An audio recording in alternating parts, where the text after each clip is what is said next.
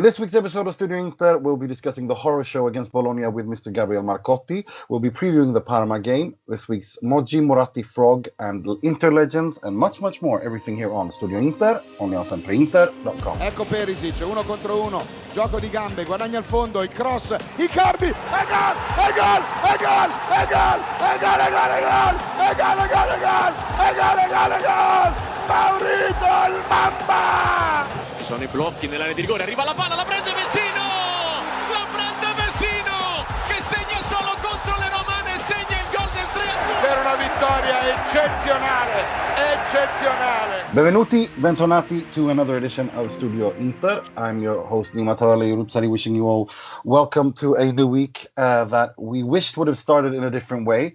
But here to discuss all of this with me one by one, because there's a lot to unpack, I'm joined by the host of the Alex Donno show, Mr. Alex Donno.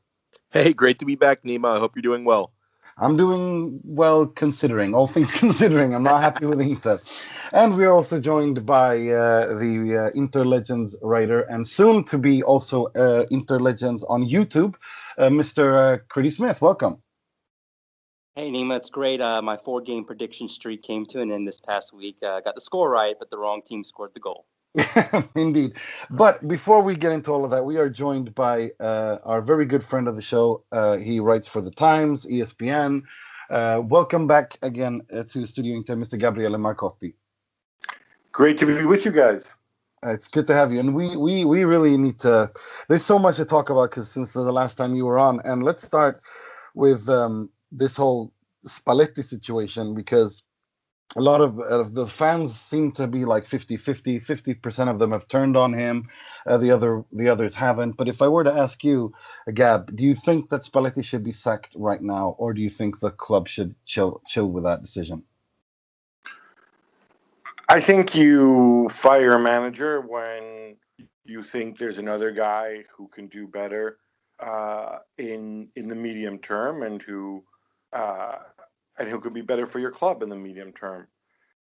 So with that in mind, I would say probably not, because ultimately this is Inter, and the other name that people keep bringing up, Antonio Conte, comes with baggage, comes with mid-season baggage, is expensive, it's confusing. You know, for all the damage that has been done, Spalletti's third in the table. There's a grown-up at the club now in the form of Beppe Marotta, or supposedly one. You know, the club, let's give him a chance to go and ride it out. You know, I think in the end, clubs have to be serious about this. They made a huge call. They put a lot of faith in Spalletti when they said, okay, we're going to go and spend money that we really don't have on Raja Nainggolan. And yes, you love Perisic. We love Perisic. Here's a big contract, and we're not for Perisic, or we're not going to sell him. Those two things obviously blow up in their face, but you want to give Spalletti every chance, I think. And I think that's what they're going to do. I think it would take sort of really falling out of the top 4 and down to 6th or 7th for the club to sack Spalletti. Mm. Right. Alex, do you have something you want to ask Gab? Yeah, I mean, Gab talking about potential replacements and all that. You brought up the name Conte, who obviously has baggage. You know, another name you will see come up, given his history with Inter, is Mourinho. You know, obviously this is hypothetical because it's unrealistic to say that once Inter does move on from Spalletti, that these probably wouldn't be the only options out there. But if it did come down to Conte versus Mourinho, who would fit this club better at this time? As a mid-season replacement? Let's say postseason, because like you, I don't expect a mid-season replacement. But if it did come down to a summer dismissal or departure from Spalletti, and either of those names were sort of the finalists, who would fit the club better? I don't know, because, you know, Mourinho was successful at Inter, obviously, in a different time and a different place. And part of me would lean towards Mourinho for the simple fact that I still believe that certain people are intelligent enough to learn their lessons, you know, learn what they learn from their failures. You know, they say you learn more from failure than from success. I think Mourinho probably has realized that, he left his last 3 jobs on very bad terms. In 2 of his last 3 jobs, he was fired really in the first half of the season. And, there's things that he really could and should have done differently. And that maybe with Beppe Marotta, and by the way, I don't want to sound like I'm giving Beppe Marotta like magical powers, but compared to what was there before, he's very obviously an upgrade. So I would lean towards Mourinho because I think he's going to have all the motivation and so on. The thing about Mourinho is, you need to sit down with him before the season and say, okay, this is our plan. And I think our plan has to be no more buying short-term veterans, none of this. Well, already they're going down that path with Godin, but enough of that. It does Inter no good to go and accumulate more 30-year-olds and then get stuck finishing behind Juve or screwing up a Europa League final or going on the quarterfinals against somebody in the Champions League and then all of a sudden, they've got financial fair play issues again and they're stuck with a huge roster of overpaid 30-somethings that they can't sell because nobody wants them. So I think what you have to start with is a clear plan, a plan based to some degree on youth and on a renewal, on players that, can be shifted if things don't work out. And then you go to Mourinho and you say, look, these are the parameters. You're Mr. Motivation. Can you make it work? And do we trust you that you're going to stay kind of within the rules? For that reason, I would go with Mourinho. I would not go for Conte because, and I saw this, I saw both of them up close. I live in London. Chelsea, Stamford Bridge is a few blocks from my house. I don't think Conte's at that stage yet. I'm sure Conte learned from what went wrong at Chelsea, but I don't think he's necessarily, that message has got home to him. You bring in Conte, in addition to the baggage of having, a former Juve guy in the house, and not just a former Juve coach, but a former Juve player and Marco Materazzi's arch nemesis. You're bringing in a guy who will just want, Suning, they're so rich. Why can't we spend money? Oh, come on, give me a present. The regalino, the sacrificio, all this stuff, because that's what he did at Chelsea. And football doesn't work that way anymore. That's a really good point. Critty? Yeah. You have. Yes, I have a rather long-winded one. So, and one of the when am I not? One of the things I love about the show is that it's a discussion show and it's a panel show like that, and it's also a opinion show.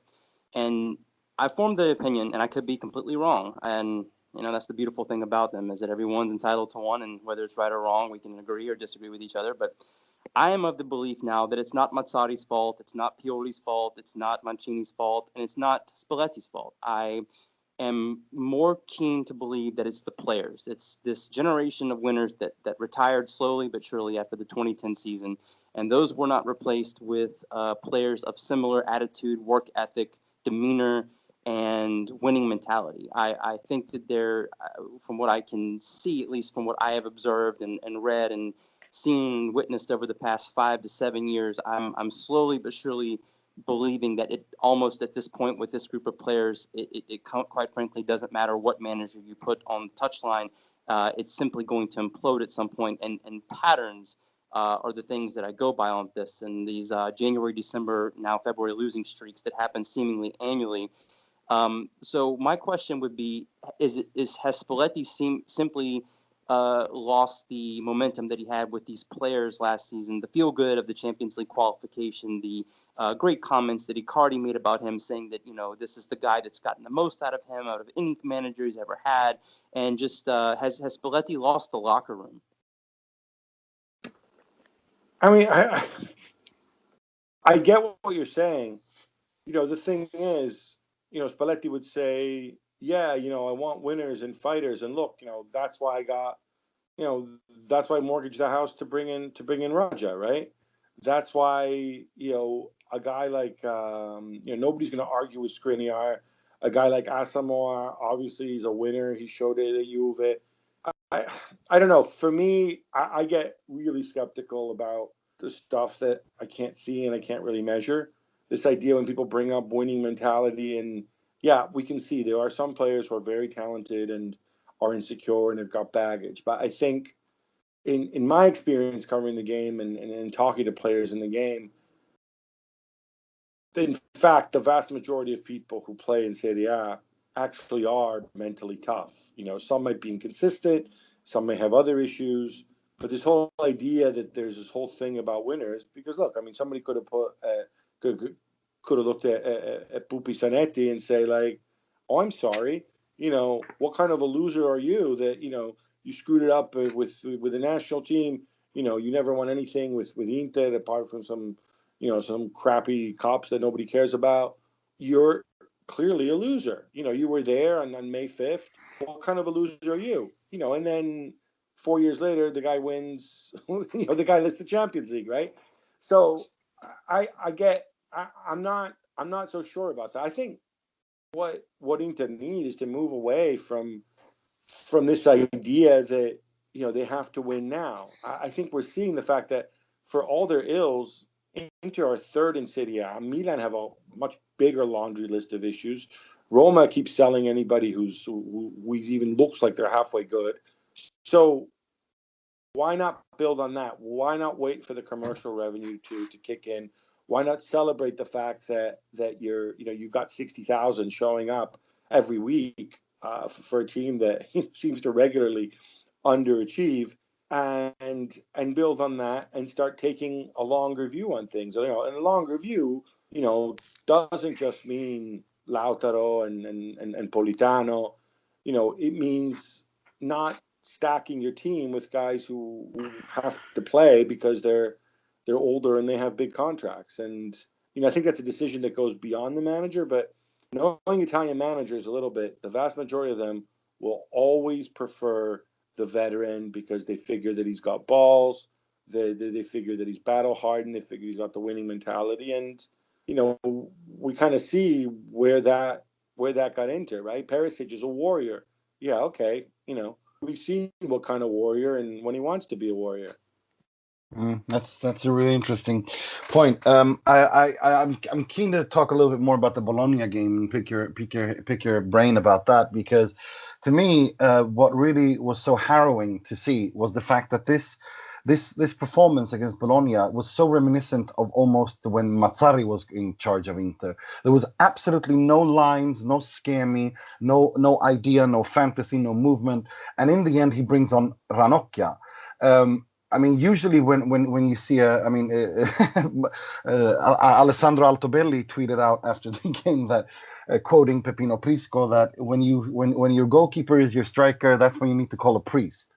And I think that, do you think that how far away is Spalletti from calling the priest on his Inter career? Because I think a few more results like this, I don't know. Yeah, look, I think Bologna are absolutely terrible, and I don't think Bologna played particularly well in that game. I thought it was a game that Spalletti got completely wrong tactically as well.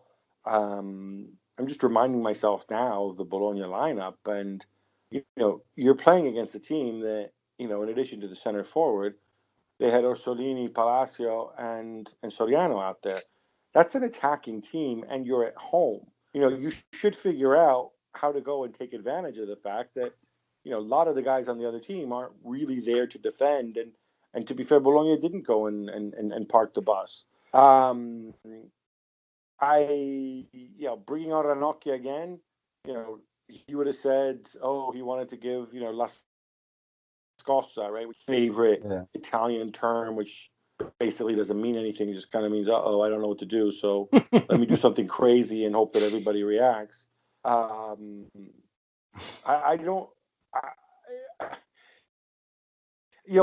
interesting to make the analogy with Mazzarri because, Walter Mazzarri, that's what he does. He's safety first. He plays the percentages.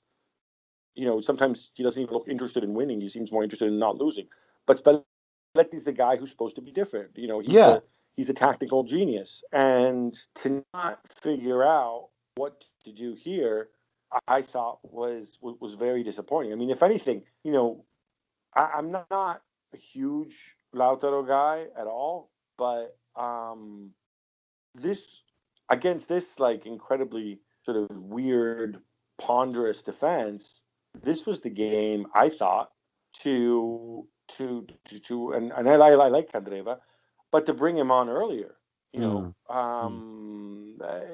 mean, obviously, he came on at the half, but like, what I mean is like, it shouldn't take you 45 minutes to figure out that, in fact, you should have looked at the team beforehand and said, this is not a Candreva game because Absolutely not. it does not.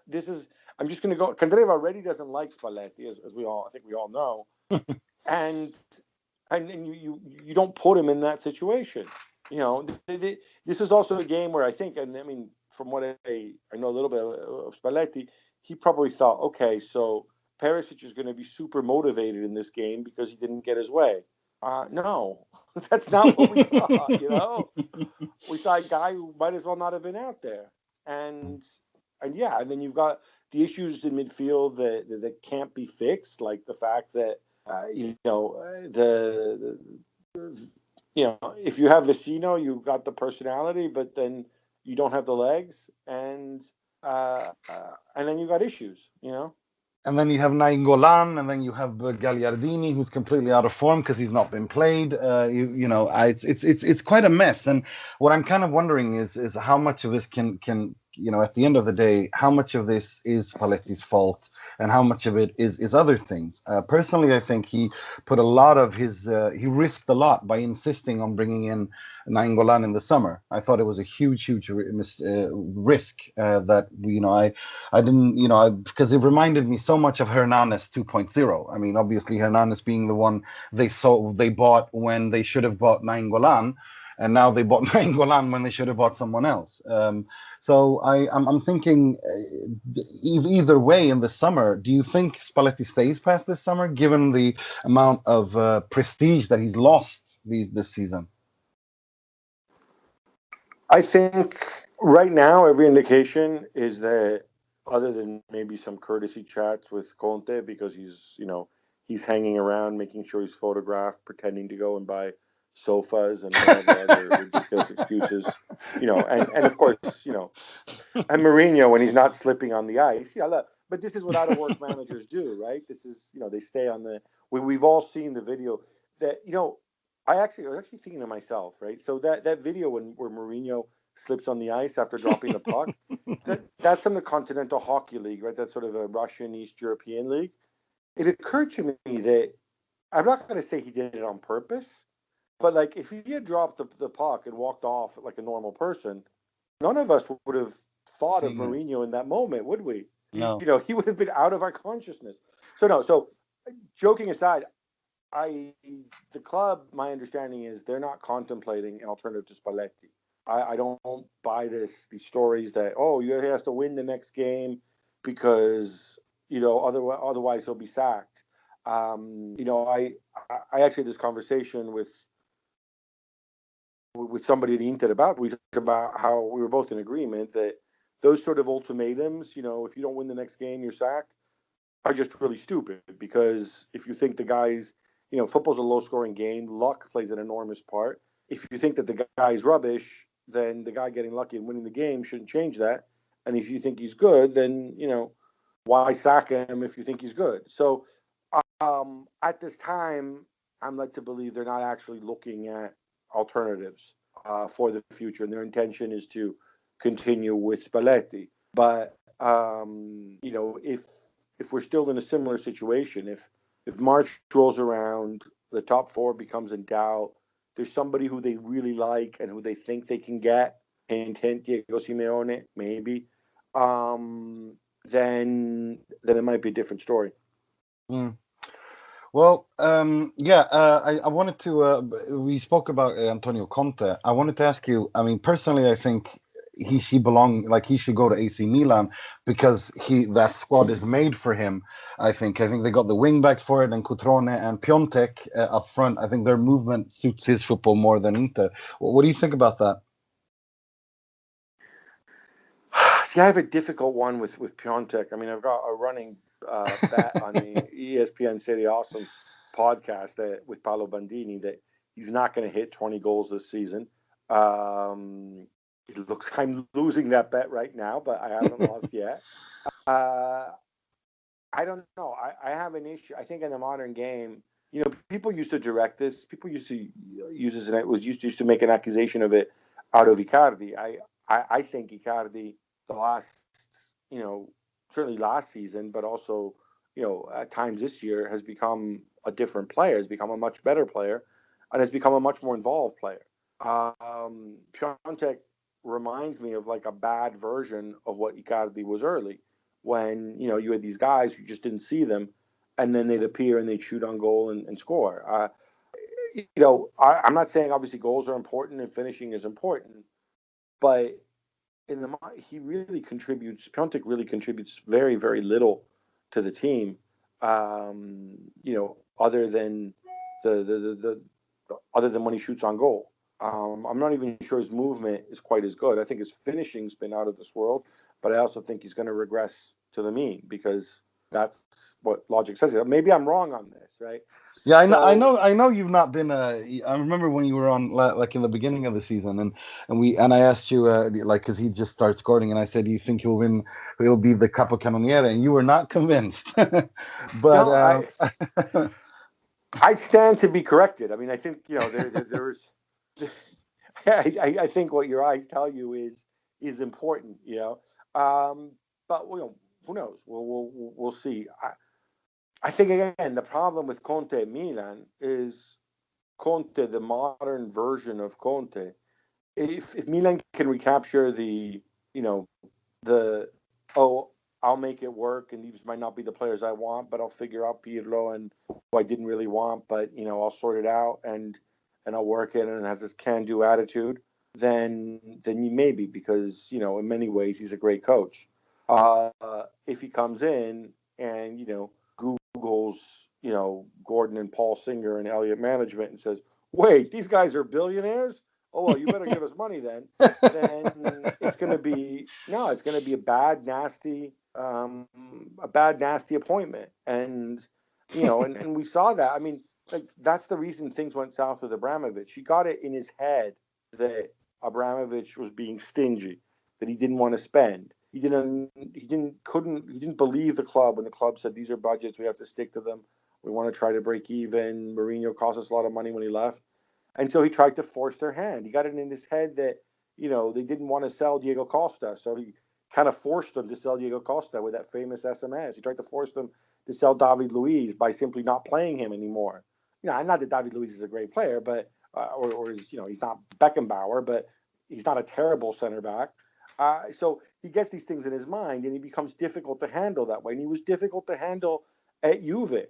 So, and I think, by the way, that's another reason I think he's not going to come to Inter, because Marotta is very mindful of what it was like, dealing with this guy every year. One other factor with Conte, remember, when he left, all the old players at Juve, all the veterans, they all uncorked champagne, because they didn't want to see the guy anymore. Inter are a team that's filled with older players who don't want, Conte with his stupid baseball hat and his fake hair shouting at them. I in the right context, he's a great manager. I'm just not sure that that Milan or of course Inter are the right place for him. With Inter, I agree. I think that except barring Trapattoni, Juve managers and Juve people, we can call it Lex Marcello Lippi. They don't do so well at the club. Alex, did you have something you wanted to ask Gab before we let him go? It's really impossible for me to ask this on an Interpod to not sound petty towards Milan. So at full risk of that, with you bringing up Piontek, I was concerned about one thing, financial fair play wise, because we always see Inter going for these low ball loan with option to buy type of deals when they're buying players with their financial play situation. Is there any explanation, and this is kind of complimentary on my part, how Milan is able to spend 65 million euros in January? Is there going to be, another shoe that has to drop here? How can they make that work with their books? So there's two things. I mean, without boring people too much. So Milan have been judged and have been punished based not on the last summer, but the summer before. And the punishment is basically they have to break even by whatever the year was. I think it's 2021 or 2022. So until then, they can kind of do what they like if they hit certain commercial targets along the way. Now, bear in mind, Milan are still contesting this, and Milan are also, they will also be judged on the Mirabelli, Lee Young Hong summer, Fassone summer that when they bought Andre Silva and all those guys. So I think they actually have a little more latitude. I mean, relative to Inter, who Inter, of course, are already in the settlement regime. Milan have a little more latitude because of the change of ownership, and it's more of a longer term. It's more of a longer term target. That's basically the short answer with that. But I also think that, and then Milan also have a much lower wage bill than Inter. Not so much. I don't think it's that lower this year, though it is lower. But I think in terms of deals that sort of expire, like guys like Montolivo and stuff, who make a lot of money, are all magically going to disappear, whereas Inter will be on the hook for Perisic for a long time. So that's another factor. But I do think that in the summer, Milan will have to start shedding. Will likely have to shed some assets if they want to bring in new ones. I don't think there's any question there. Critty, did you want to ask Gab something on before we generate? So we've taken so much of his time. Yeah, just one final thing. I was in a rare, healthy Twitter debate earlier this week, and I had a non-Inter supporter ask me a question about Inter in terms of Icardi. He said, "Do you really want a guy like Icardi wearing your captain's armband?" And he put it in the context of, he made, some. Obviously, he's had a very tumultuous past with a lot of supporters, and he's patched up with some of them. But of course, there's still his skeptics and his critics. Where do you see his long-term future with this club? Just Icardi, no one else. Just with him and Wanda and the whole drama and situation that she creates. Is he an Inter player for the next 4 or 5 seasons?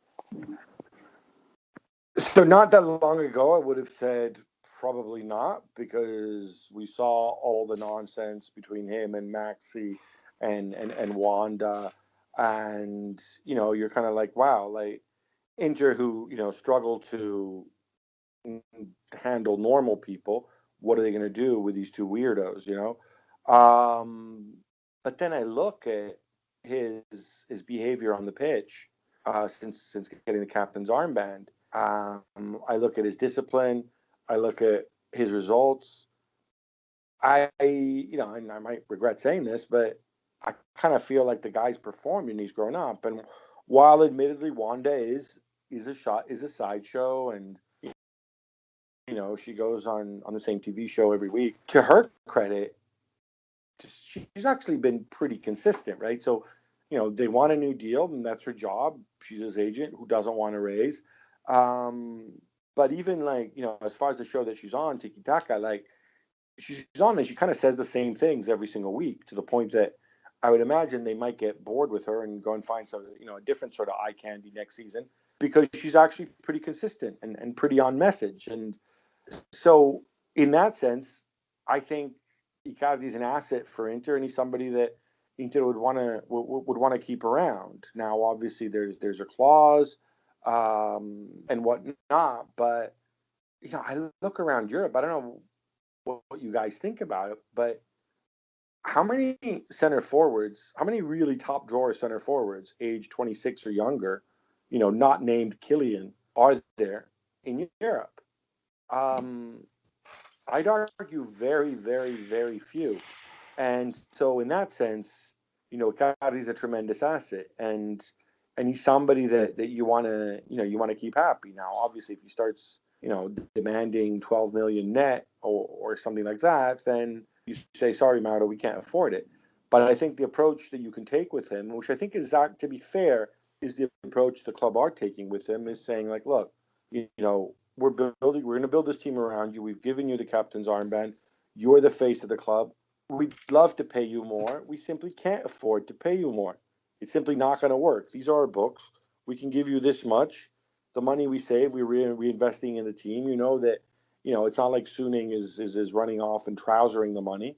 We want to build the best possible Inter team here.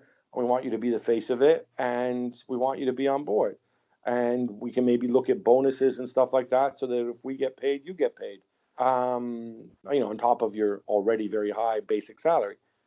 I think that's the right approach to take. And then if the dude wants to make a ton of money, or if he wants to go and play for Real Madrid or whatever, there's only so much you can do to stand in his way, but you have to make sure that you get paid a lot of money and that you reinvest the money well. And that's why I think it's so important to extend his deal, to remove the clause, and to really sell him on the idea, because I feel he's kept up his side of the bargain. That's interesting.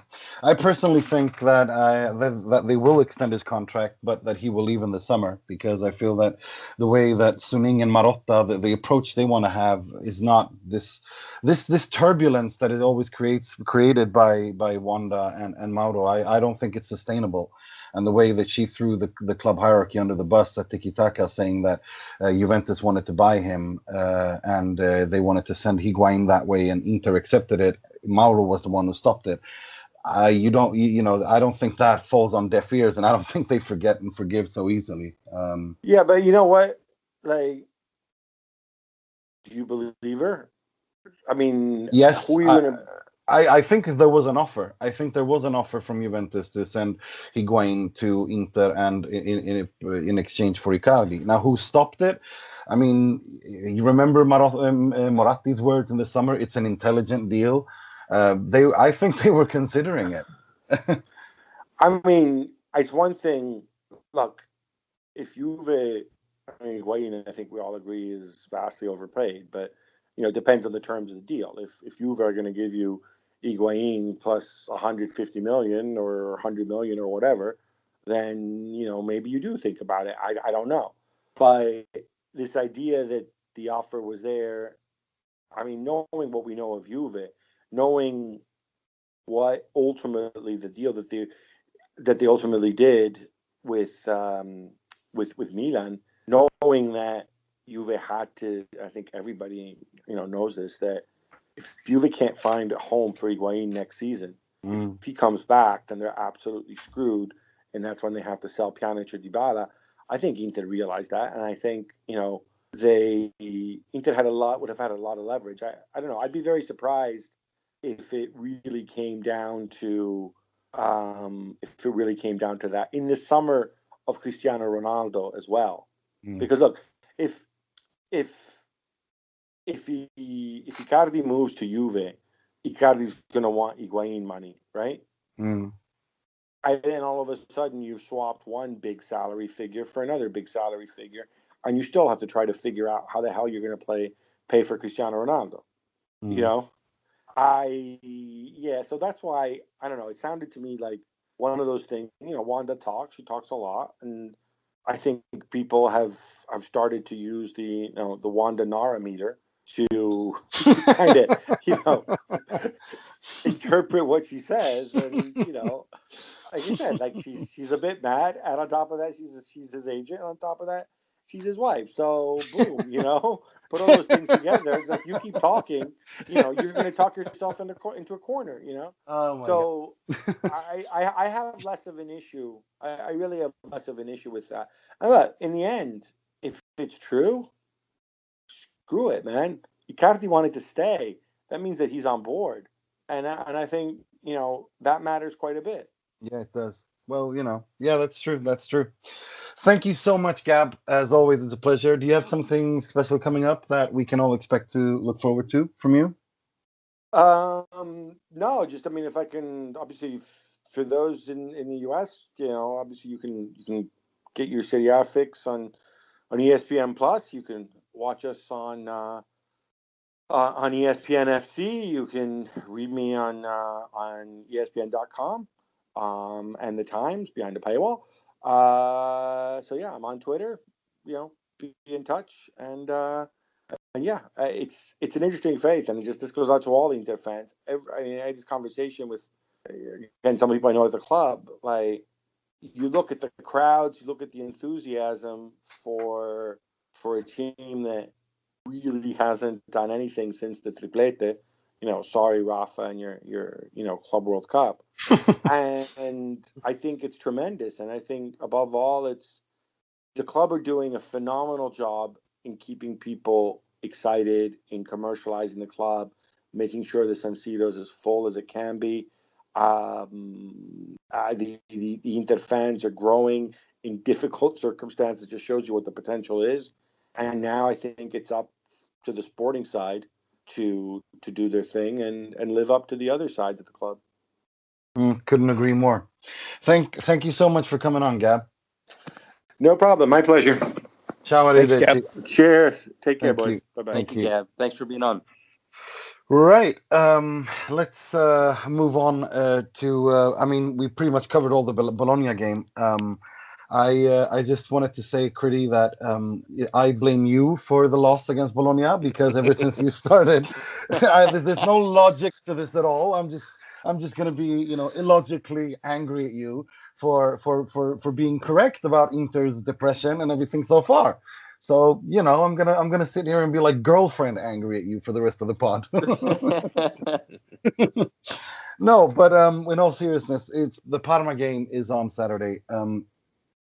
Saturday night, and although I want to, I agree with everything Gab said, and that's exactly, and anyone who follows me on Twitter knows that I don't think Spalletti should be sacked, but I think that if we make like this comparison with the Di Francesco situation at Roma, they got completely hammered 7-1, but then against Milan they turned up, and they probably deserve to win. I think that's what we need to see from Inter against Parma. Even if the result is a draw, it doesn't matter, but they need to turn up. They need to show that they are still reacting to this man's instructions on the sidelines. And that's what I'm scared. I'm not sure he any longer has them on board. What do you think, Critty? Well, this Parma team was underestimated by us in the first half of the season. It was an early game, and we didn't know that Parma has actually had a quite impressive season. They're, of course, promotion team from Serie B last year, and they look like they're going to be hanging around the top 10 for the duration of the season. I do think that Spalletti, even if they lose, should keep his job. I don't see, we just talked about this. You sack a coach or a manager if you have someone in mind to replace him. And I don't think that there's anyone to replace him. And you're going to get Jupp Heynckes. He's available. If I'd love that. I love you, Heynckes. Well, don't hate. Okay, I love you. Yoop is a king. You can. There's there's just so many ups and downs with an Inter season. And as you said, Milan has the same thing going on. The Roma has the same thing, but Roma's still grinding. They fought their way back into the top 5, and they're only inches away from really a Champions League spot. And yeah, they had a bad showing in the Copa.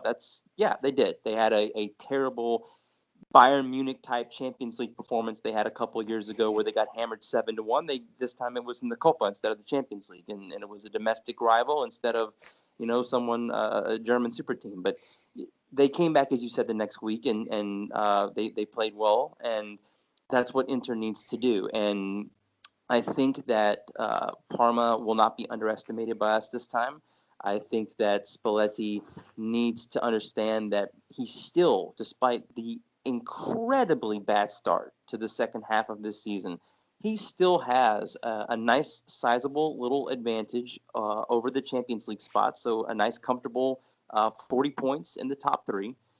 Still some distance between him and fourth, and him, Inter in fourth, and Inter in fifth. And there's a silver lining there. So they can certainly get back on track. But again, I will repeat this until I see something else. I think it's these players. I don't necessarily believe it's Spalletti. I don't necessarily believe at this point that maybe the manager is the core problem here. I think that you have a dressing room with a lot of players with the mentality of me first instead of team first. With it's generation me. It's all about their wants, their needs, their desires. There's the communication may not be there, the partnership may not be there. And I think that until you have that, until you have that unity, until you have everyone falling under the same umbrella with the same ideals, the same goals, the same desires, the same drives, there's going to be friction. And you're going to have these breakdowns and attack that look like they have no fluidity. It looks like that they can't. And the Bologna match was just the culmination of everything we've been seeing in the past month or so, with just an unbelievably horrible 90 minutes of football played by this Inter side. They just did not look at all in sync whatsoever at any point in that match. And so, nil is what you get. Have we scored a goal yet? Since, no, not from open play. Not from only in Coppa Italia against Benevento. Which was the Icardi penalty, right? Yeah. The Icardi penalty, right? So yeah, Nima, to answer the question with this Parma match, I do think it's going to be a very tricky match. And when I say that we're going to get back on track, I mean that we're going to get back on track by drawing and getting a point. That's what I think as well. But for me, I care more about the performance. I want them to show that they still support Spalletti, and I want them to show full concentration. The mistakes will come. The nervousness is there. They're under pressure. But I want to see something at least, because otherwise I'm not too sure. Although I know Marotta, his quote about never having sacked the manager for 22 years in the Serie A, I still think that, if you lose the dressing room, you've lost the dressing room. There's nothing more to do. And then a manager should leave. And I'm worried that we're there with Spalletti, because I don't think that is the right decision. I don't want to give these players any more of an alibi. Exactly like you alluded to earlier, Critty. What do you think, Alex? Well, let me start with the form of these players. For as poorly as they played against Bologna, they still could have scored 5 or 6 goals in that match. They were missing sitters. I mean, you think about some of the chances that Icardi, 45 seconds into the match, a terrible giveaway in Bologna's defense. He should have scored easily. Lautaro missing sitters. Vecino missed that side-footed chance. So even though no one was running, and it didn't feel like they were playing for Spalletti, they still, had they finished a few golden opportunities, could have won that match comfortably.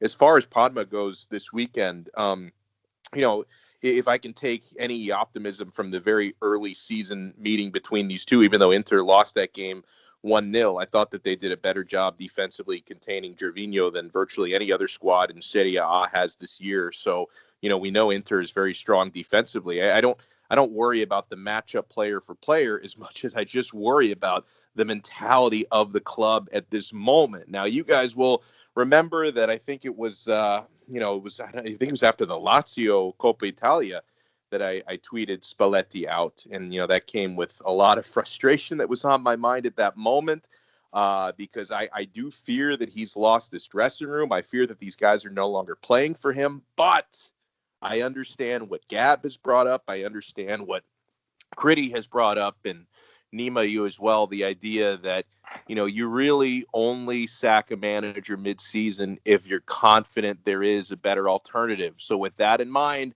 I'm not expecting this to be a decisive match for Spalletti, even if Inter do, God forbid, fall to Parma and take 0 points out of this one, that it's probably not the end of the road for Spalletti. But, the issues that I have with him are really threefold: feeling like these guys aren't playing for him anymore, the fact that, going back to this past summer, taking that huge gamble on Raja Nainggolan that's not paying off. And, also, the idea that, you can't sack 15 to 18 players, that, to say it's the player's fault. I get it. The attitude should be better, but, changing a manager can be what changes a mentality. But if no one better is walking through that door, I understand it. And so I would make a plea to anyone who puts on that shirt this Saturday to please, if you're not playing for Spalletti, play for yourselves, play for your own pride, play for, I know that this is a road match, but play for those 60,000+ that show up to the San Siro to root you on for every home game. I hope that these guys can find some pride in the idea that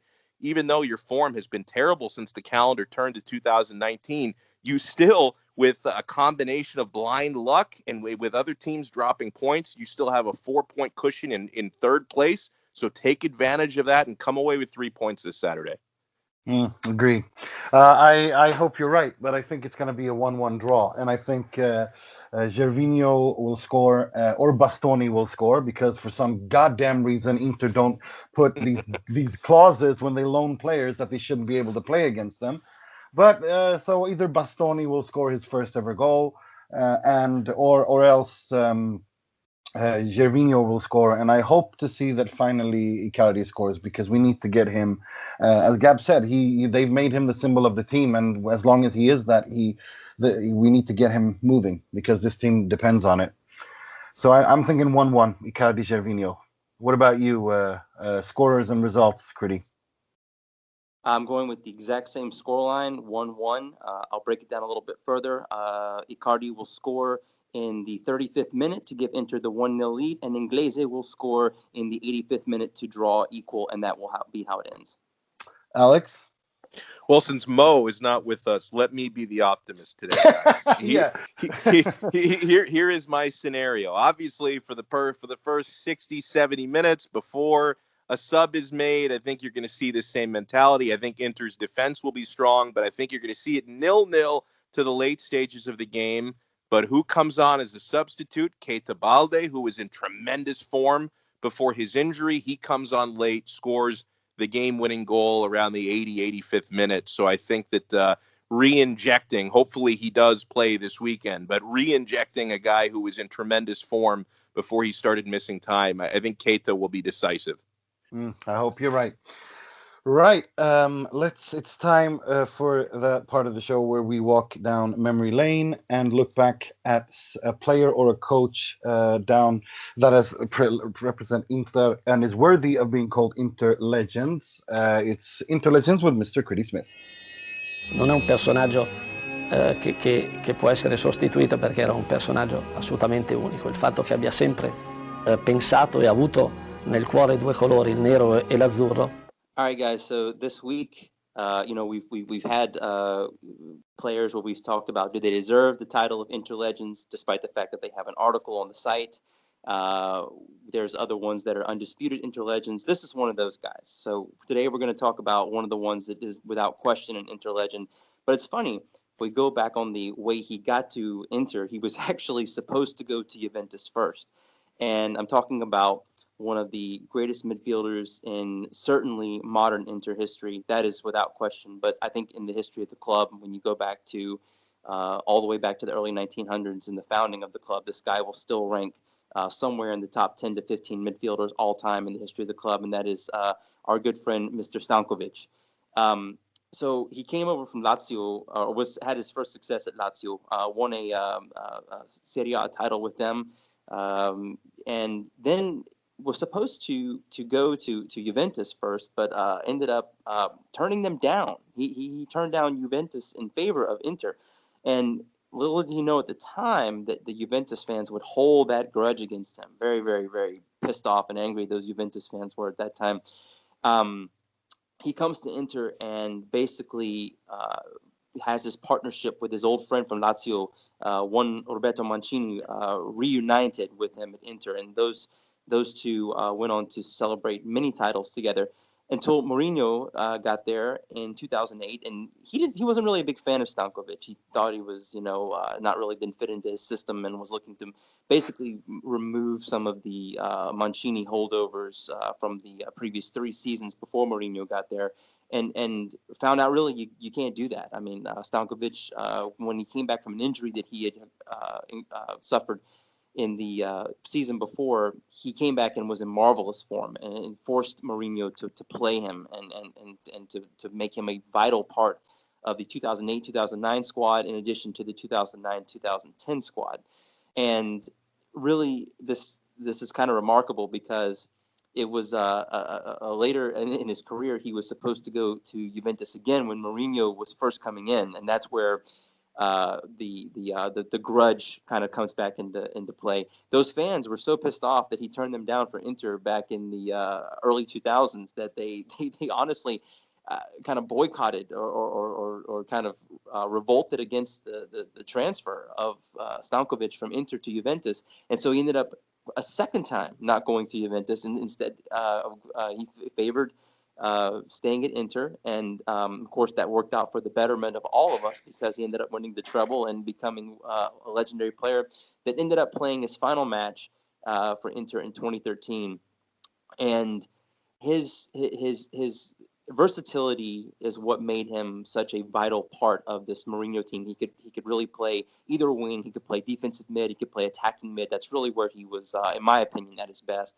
But he was one of those guys, like we talked about with Zanetti last week, that younger players or Inter's role players, if you will, not the alphas, but the guys who were simply there to contribute and make sure that you round have a solid starting 11.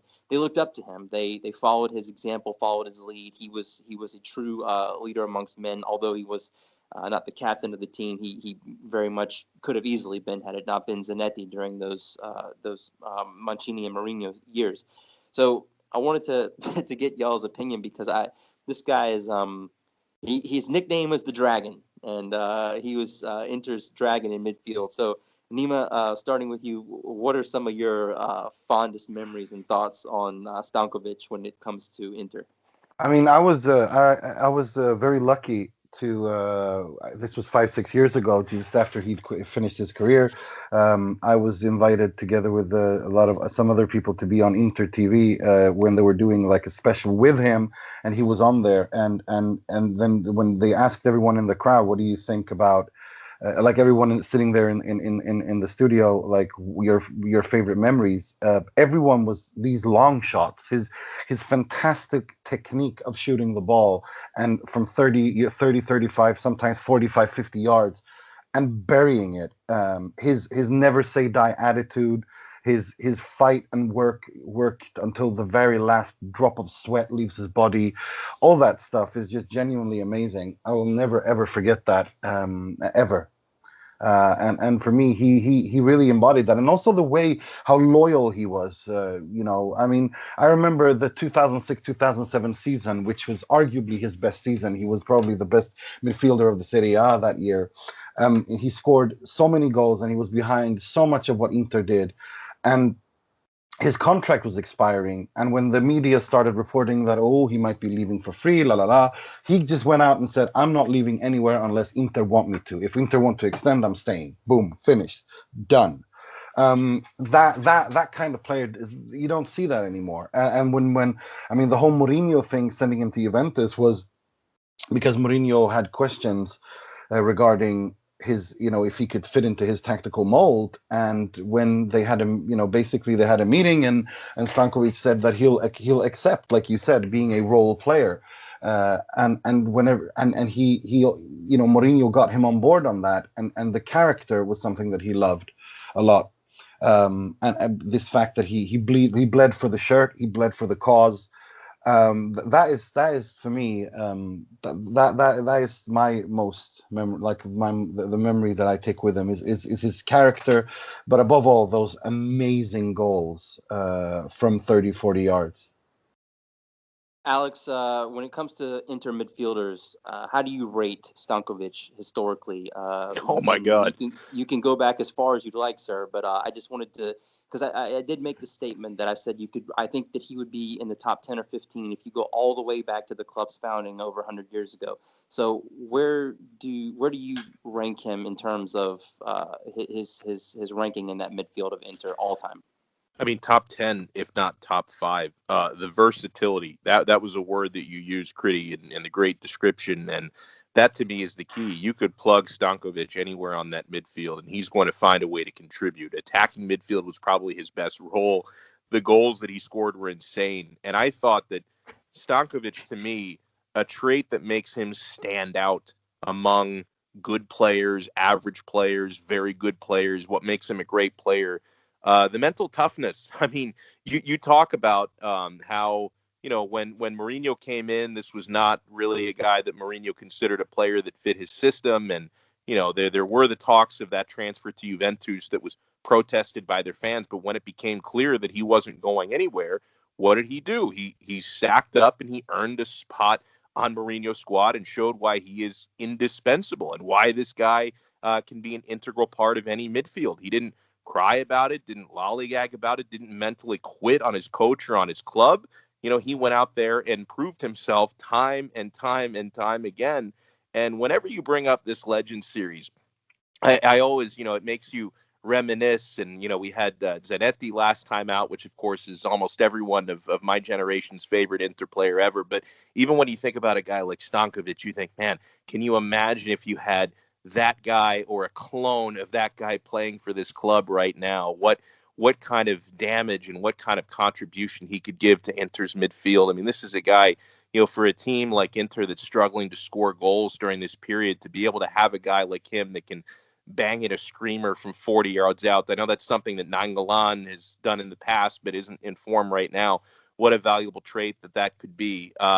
There's no question in my mind or in the mind of anybody who's watched this club over the last 10, 20 years that this guy is absolutely an Inter legend. And, ironically, a guy who was close not once but twice to be joining Juventus, thankfully never did.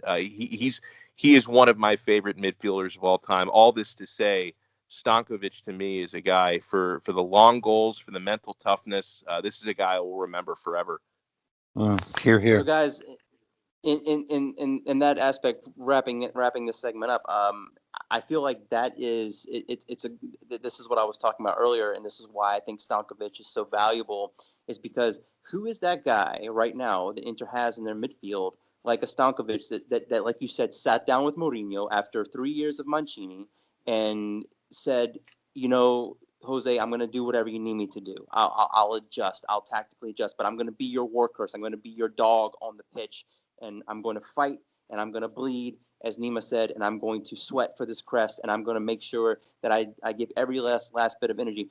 Who is that guy right now? It's players like this, these characters that we're talking about, these personalities, your Cambiasos, your Zanettis, your Stankovic's, that's what made those teams. That's what made those 5 years between 2005 and 2010 so special, is that you had an assembly of winners, and you had an assembly of guys that got along, and they did their work, and they didn't complain and moan every week, and there was no drama surrounding the team all the time. It was just guys that went out there and busted their asses and got results. And I think that's what makes that core of players, especially Zanetti, and especially in this case today Stankovic, so special, is that they truly, I want to say, I've used this term before, they embodied what this club is supposed to be about. This brotherhood and this partnership, and everyone working together from all parts of the world. Like you said, Nima, last week, you said Zanetti could be considered one of the greatest captains in Inter history. He's from Argentina. He's not even Italian.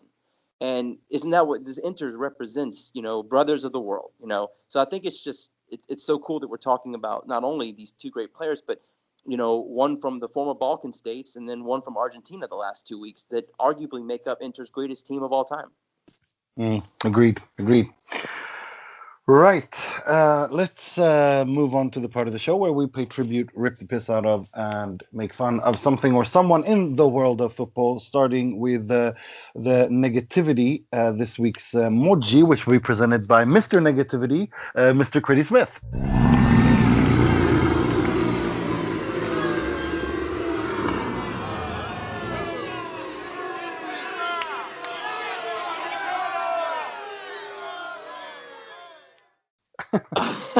I don't want to be.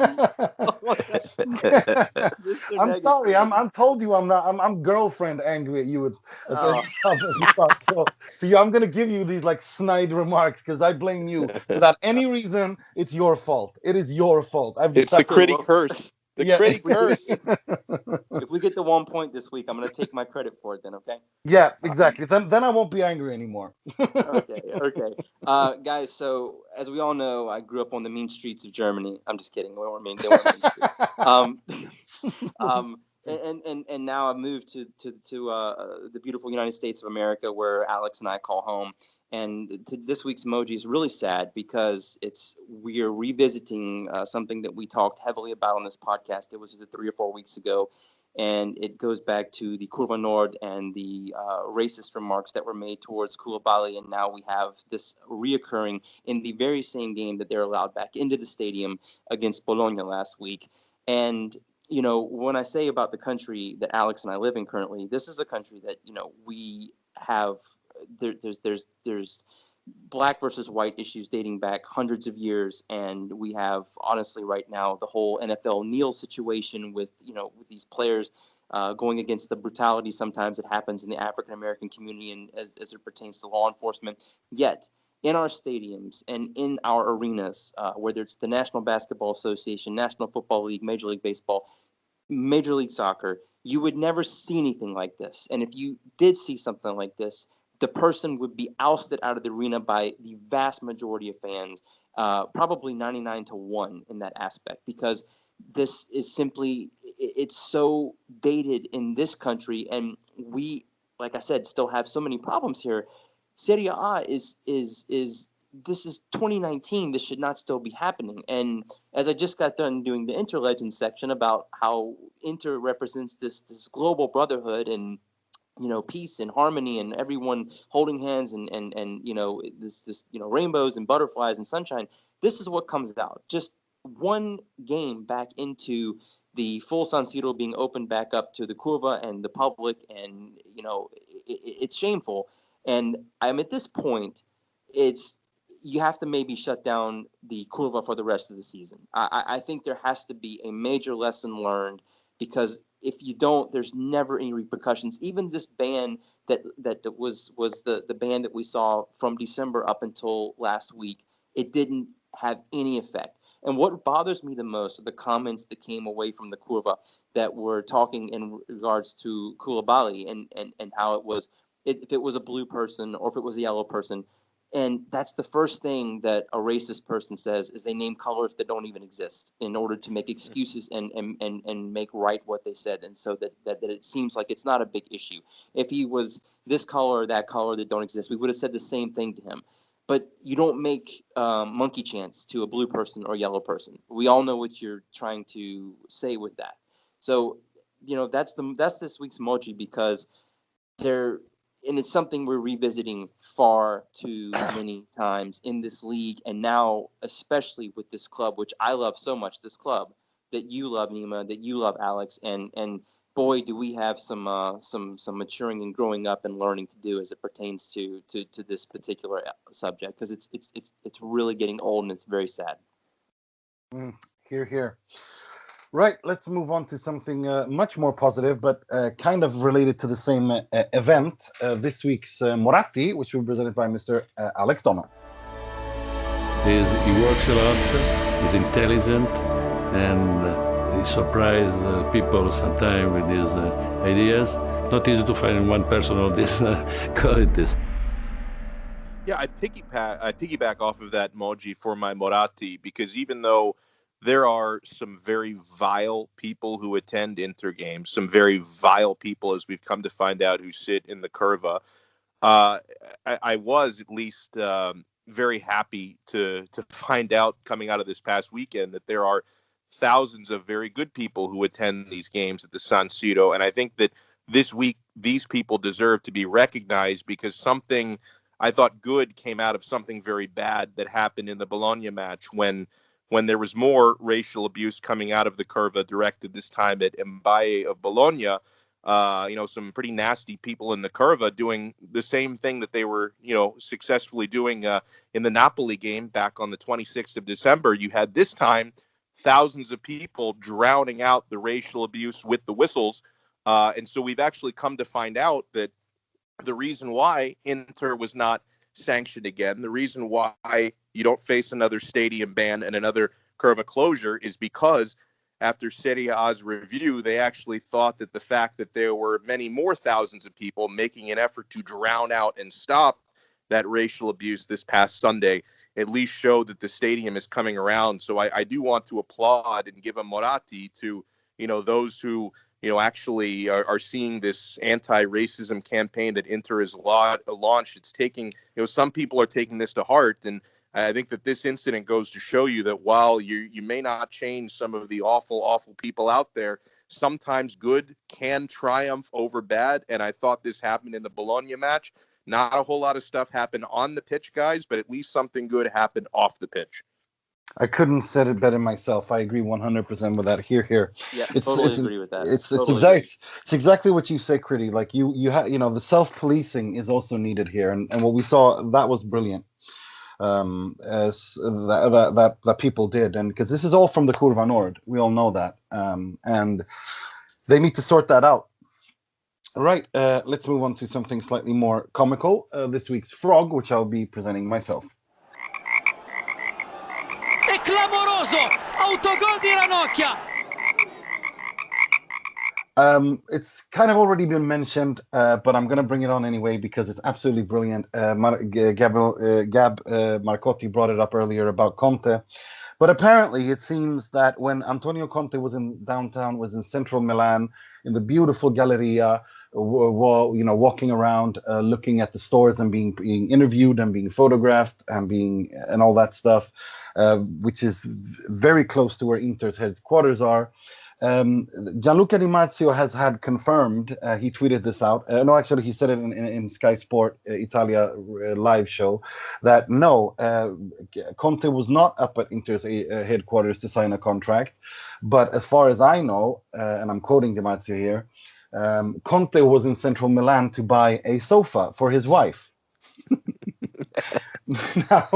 Now, I think Mrs. Conte has got to be the biggest pimp in the world if she sent her husband from London to buy a couch for her that she's already pre-ordered. So I don't know if this is true, but if it's true, Mrs. Conte is the Moratti of the season. Because that is talk about wearing the pants around the house. Like, Antonio, I want the couch. It's in Milan. You're gonna go pick it up. It's just brilliant. Nima, what did you call it? Couchgate. Couchgate, yeah, Sofagate. I couldn't decide Sofagate or Couchgate. I couldn't decide on, or Divano Gate for our Italian friends, because Divano is couch in Italian. It's absolutely brilliant, I couldn't stop giggling at this at all. It was hilarious. Right, that was all we had time for this week. I'd like to thank a huge shout out to Mr. Marcotti for coming on the show, and I'd also like to thank you, Critty. Thank you very much, Nima, for having me. It's a pleasure as always. Alex, thank you as well, and I hope you have a great rest of the week. And as always, Mr. Alex Donno, thanks a lot. Critty, Nima, always a pleasure, and hopefully the crisis ends this weekend. From your mouth to God's ears. Until next time, I am your host, Nima Tavallaey, wishing you all a good week, good weekend, 3 points, and sempre e solo Forza Inter.